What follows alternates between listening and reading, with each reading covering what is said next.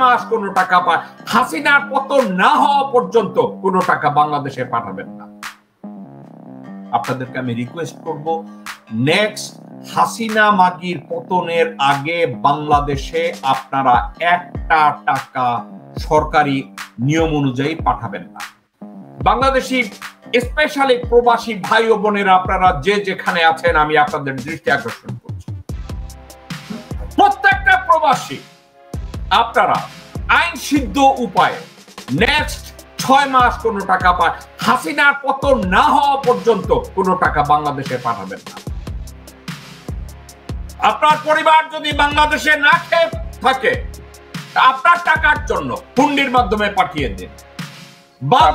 রেমিটেন্সের বিষয়টা এটা কিন্তু এখন খুব আলোচিত হচ্ছে, এবং এম রহমান মাসুম, আমরা যখন এই শোটা শুরু করছিলাম online activity, M Rahman Masum তিনিও কিন্তু আপনাকে বিশেষভাবে অনুরোধ করেছেন যে জ্যাকব ভাইকে দিয়ে এটা বলাবার যে অন্তত আগামী 3টি মাস কোনো প্রবাসী যেন বাংলাদেশে রেমিটেন্স বৈধ প্রক্রিয়াতে যেন না পাঠায়, অন্যান্য চ্যানেল ব্যবহার করে যেন পাঠায়, তাহলেই কিন্তু এদের অর্থনীতি শেষ হয়ে যাবে। এবং আমরা ইতিমধ্যেই দেখেছি জুনায়েদ আহমেদ পলকের মতো ব্যক্তিরা তারা কিন্তু এই রেমিটেন্স যাতে বৈধভাবে আমরা পাঠাই সেজন্য তারা রীতিমতো কান্নাকাটি শুরু করে দিয়েছে। অর্থাৎ অর্থনীতির যে একটা বিপর্যস্ত অবস্থা, এটা পলকের কথাতেই কিন্তু প্রমাণিত হচ্ছে যে পলক এখন ভিক্ষা চাচ্ছে রেমিটেন্সের আকারে।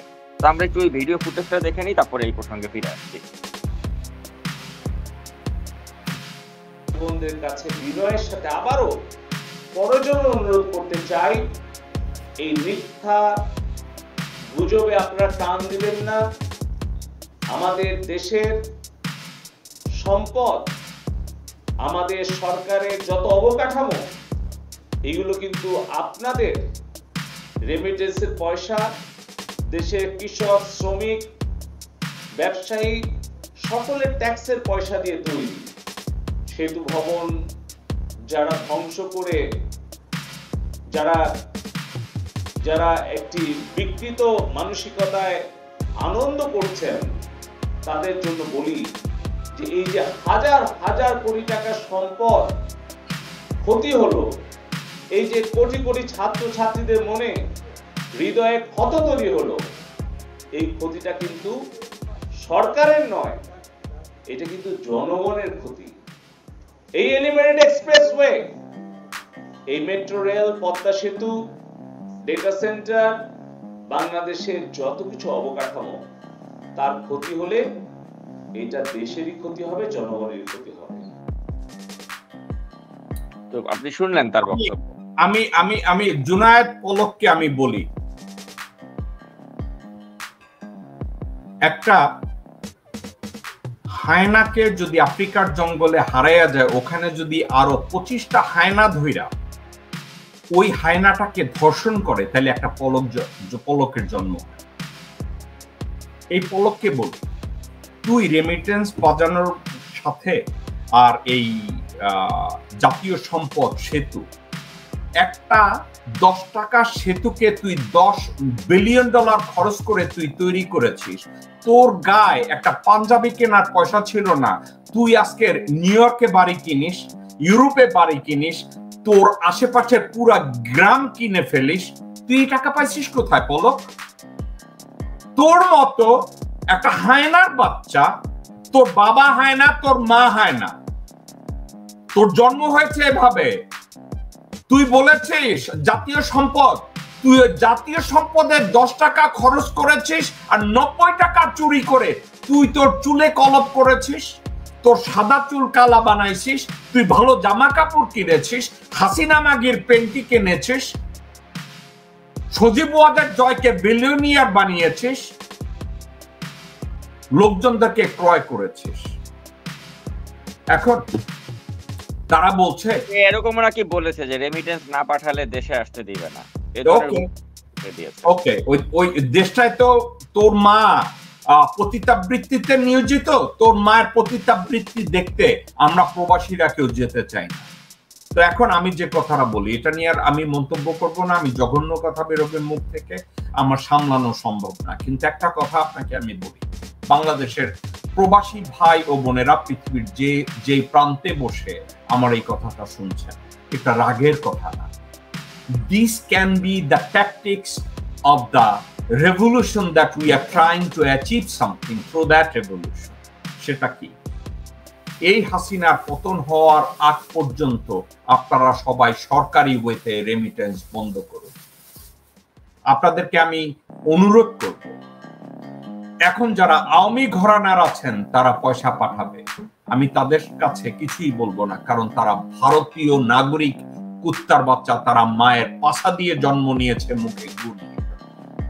কিন্তু যারা বাংলাদেশী, যাদের ভিতরে দেশপ্রেম আছে, যারা প্রবাসে থেকে বাংলাদেশের আত্মীয় স্বজনদের বেঁচে থাকার কথা চিন্তা করেন, আপনাদেরকে আমি একটা কথা শুধু বলবো, এটা রিকোয়েস্ট, এটা আমার আহ্বান আপনাদের জন্য, সরকারিভাবে কোনো জায়গায় আপনারা একটা টাকাও পাঠাবেন না।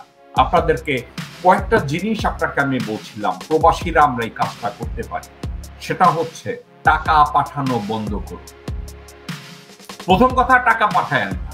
কিন্তু আপনি যদি দেখেন, আরেকটা কথা বলি, বাংলাদেশের যে পরিবার আপনি মনে করেন টাকা না পাঠালে তারা না খেয়ে থাকবে, এটা যেমন সত্য, কিন্তু আপনার বাবা মা ভাই বোনরাও আপনাকে অনেক সময় মিথ্যা কথা বলে।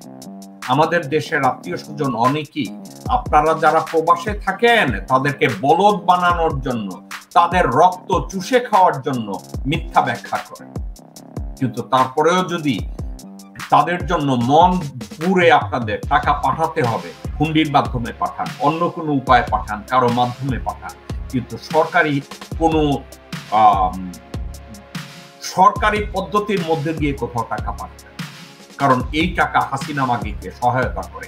এই টাকার দ্বারা সে বলছে না ব্রিজ তৈরি করে, না, এই টাকার দ্বারা ভারতের যান চল। আপনাদেরকে আমি একটা কথা বলি, এটাকে কি বলে? disobedience of citizen to achieve a greater goal। আপনারা এটা করেন। নাম্বার 1, বাংলাদেশি ভাই ও বোনেরা, এই কথাটা আমি বলা বন্ধ করে দিয়েছি, অন্য বিষয়ে আমি এনগেজ হয়েছি। সে বিষয়টা কি? ভারতীয় পণ্য বয়কট করুন। ভারতীয় পণ্য যেন আপনার ঘরে কোনোদিন না ঢুকে, ওটা হারাম, ওটা গু। ভারতীয় পণ্য যেন কখনোই আপনার ঘরে, আপনার কিচেনে, আপনার গায়ে কোথাও যেন না ঢুকে। ভারতে চিকিৎসা দেয়া বন্ধ করুন। ভারতে সন্তানদের শিক্ষা দেয়া বন্ধ করুন। ভারতীয় কোন নাগরিক কথায় যদি টের পান এরা ভারতীয় নাগরিক, মুখ ছড়ে মারেন তার মুখের উপর। এবং আরো একটা কথা বলি, আওয়ামী লীগ যারা করেন, যারা বলেন আমরা মুক্তিযোদ্ধার সন্তান, আমি আপনাদের দিকে তাকিয়ে বলছি, মুক্তিযোদ্ধার কোটা 30% আপনাদের জন্য না, ভারতীয় সুকুমারের জন্য, ভারতীয় গোবিন্দর জন্য, ভারতীয় রানাদাসের জন্য, ভারতীয় পীযূষের জন্য। ভারত বাংলাদেশের মোহাম্মদ কায়সারের জন্য না, আব্দুল মজিদের জন্য না, মোহাম্মদ কাইয়ুমের জন্য না, সাবেরের জন্য না, নাজমুল সাকিবের জন্য না। এটার জন্য আপনাদের মাথায় থাকে। আমি এই বিষয়ে শুধু একটা কথা বলবো, বাংলাদেশে আপনারা এই হাসিনা মাগির পতনের আগে নিয়ম অনুযায়ী কেউ টাকা পাঠাবেন না। কেউ যদি টাকা না পাঠিয়ে পারেন, পাঠাবেন না, নিজের কাছে টাকা সেভিংস করেন। আর যদি কেউ না খেয়ে মারা যায়, হুন্ডির মাধ্যমে তাদেরকে টাকা পাঠান। বাংলাদেশের এই যে ঘটনাগুলো ঘটে গেল, এই ঘটনার একটা স্বাধীন তদন্তের জন্য, বাংলাদেশের সরকারকে চাপ দেওয়ার জন্য, আপনি জানেন জাতিসংঘের মানবাধিকার বিষয়ক যিনি হাই কমিশনার ভলকার তুর্ক, তাকে বিশ্বের প্রভাবশালী অর্থাৎ ইনফ্লুয়েন্সিয়াল প্রায় 150 বিশিষ্ট জন কিন্তু একটি চিঠি দিয়েছে। এই খবরটি আমরা মাত্র পেলাম। পাশাপাশি আরেকটা খবর আমরা পেয়েছি যে পররাষ্ট্র মন্ত্রণালয়ে 14টি দূতাবাসের পক্ষ থেকে ওখানকার যে কূটনীতিক রয়েছেন যারা, তারা একটি যৌথ চিঠি দিয়েছেন এবং ওই চিঠিতে তারা বলেছেন যে প্রাণহানি নয়, সংকটের এখনই আমরা টেকসই সমাধান চাই। পাশাপাশি আমি আপনাকে আরেকটা তথ্য দিতে চাই যে এই কয়েকদিন আগে এই যে আপনি যাকে পিজা বিক্রেতা বলেন হাসান মাহমুদ করেছিল কি, এই বড় বড় যারা দেশগুলোর যারা কূটনীতিক তাদেরকে তিনি ডাক দিয়েছিলেন একটা দাওয়াতে, ডাক দিয়ে তাদেরকে দেখিয়েছেন ভিডিও ফুটেজ থেকে যে বিটিভি ভবনে হামলা হয়েছে, মেট্রো রেল পুলিয়ে দেওয়া হয়েছে, এই সকল তাদের যে ন্যারেটিভ অর্থাৎ এই যে স্থাপনায় আক্রমণ হয়েছে, এই ফুটেজগুলো দেখিয়ে তারা বলাবার চেষ্টা করছিল যে সহিংসতা ছাত্ররাই করেছে, তারা কিছু করেনি। তো তখন আপনি জানেন যে ইতিমধ্যে কিন্তু পিটার হাস তিনি কিন্তু তার মেয়াদ শেষ হয়ে গিয়েছে, তিনি কিন্তু ইতিমধ্যে যুক্তরাষ্ট্রে চলে গিয়েছেন। কিন্তু তিনি যাওয়ার আগের দিনের এই ঘটনার কথা আমি বলছি। তো তিনিও ওই অনুষ্ঠানে ছিলেন এবং তাকেও এই হাসান মাহমুদ দেখাচ্ছিলেন এই ভিডিও ফুটেজগুলো। তো তখন পিটার হাস, যিনি এখন একজন বিদায়ী রাষ্ট্রদূত, তিনি যাওয়ার আগ মুহূর্তে এই জিনিসটি দেখে তিনি আর তার ক্ষোভ সামলিয়ে রাখতে পারেননি। তিনি অন দ্য স্পট তিনি ছিলেন, তার সাথে আবার ব্রিটিশ হাই কমিশনার যিনি সারা কুক, তারা দুইজনে একসাথে বলে উঠলেন হাসান মাহমুদকে যে মানে আপনি why are you showing us this footage, where is the other footage যেখানে স্টুডেন্টস গট কিল্ড। তো তখন হাসান মাহমুদের কিন্তু কোনো উত্তর ছিল না, অর্থাৎ তারা একদম ডাইরেক্ট প্রশ্ন করলো যে আপনি কেন বিক্ষিপ্তভাবে এই সহিংসতা ছাত্ররা করেছে এই ধরনের ফুটেজ দেখাচ্ছেন, কিন্তু ছাত্রদেরকে যে পুলিশ বা আর্মি হত্যা করেছে ওই ফুটেজ গুলো কেন দেখাচ্ছেন না? তো এটার কোনো উত্তর কিন্তু এই পিজা বিক্রেতা হাসান মাহমুদের ছিল না। এই সবগুলো বিষয় নিয়ে আমি আপনার মন্তব্য জানতে চাই, আপনি বিষয়গুলো কিভাবে দেখছেন? বিংশ শতাব্দীতে পিটার হাস ছিলেন একজন বাংলাদেশি মানুষের জন্য একজন সমবেথী রাষ্ট্রদূত। আমি পিটার হাসকে সাধুবাদ জানাই একটা কারণের জন্য। বাংলাদেশে পিটার হাস যে সার্ভিস দিয়েছে, আমি এই সার্ভিস নিয়ে আমি স্টেট ডিপার্টমেন্টও তাকে ধন্যবাদ দিয়ে আমি এই সাবজেক্ট আমি তুলব। পিটার হাস বাংলাদেশের যে দায়িত্ব পালন করেছে এটা ছিল একটা কিংবদন্তি, এবং এই কথাটা আমি নিজেও জানি। পিজা বিক্রেতা হাসান মাহমুদকে সরাসরি জিজ্ঞাসা করছে, why are you showing all those irrelevant subjects? You are not showing the subject or video footage of the army, police and RAB killing innocent civilians, innocent students, unarmed, uncombatant, non-political students. Hasan Mahmud চুপ করেছিল, এর কোনো জবাব দিতে পারে, আমি এটা জানি। আপনি সঠিক কথা বলেছেন। এইগুলো নিয়ে, এসব কথাগুলো নিয়ে যারা সোশ্যাল মিডিয়ায় কাজ করে এগুলো নিয়ে তারা কথা বলে না। আমি একটা কথা বলি, আমি আপনাকে একটা কথা বলি সাকিব, আমরা অনুষ্ঠান করতে গেলে আমি অনেক সময় সাদা চামড়ার লোকজনদেরকে হাজির করে এনে তাদের সাথে কথা বলি। আমি স্টেট ডিপার্টমেন্টে গিয়ে তাদের সাথে কথা বলি। কেউ কেউ বলেছে, ও স্টেট ডিপার্টমেন্টের আইডি তাদেরও আছে, তারা চাইলে ওখানে গিয়ে কথা বলতে পারে।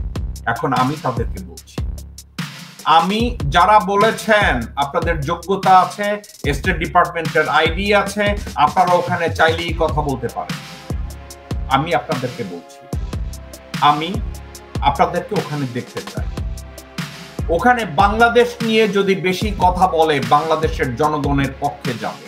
আপনারা যদি, যেহেতু আপনাদের আইডি আছে, যেহেতু আপনারা অনেক যোগ্য, আমি একেবারে নাম ধরে বলতে চাই, শাহেদ আলম, মনির হায়দার, কনক সরওয়ার, বিহারি, 10 পাস বিহারি, এদেরকে বলবো আপনারা আসেন, স্টেট ডিপার্টমেন্টে আসেন।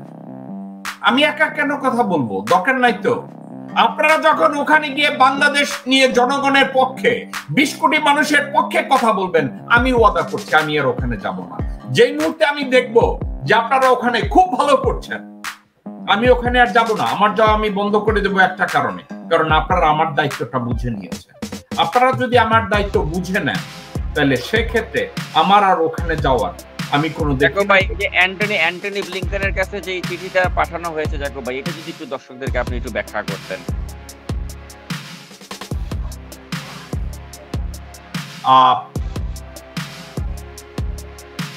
নাসাউ কাউন্টি থেকে, Nassau county part of Nassau county new York, এবং নিউ ইয়র্কের কুইন্স কাউন্টির একটা পার্টে একজন কংগ্রেসম্যান আছে, ভদ্রলোকের নাম থমাস সুজি। পার্সোনালি আমি ওনাকে চিনি, ওনার সাথে বহুবার আমার কথা হয়েছে, বাংলাদেশ ইস্যুতে আমার কথা হয়েছে।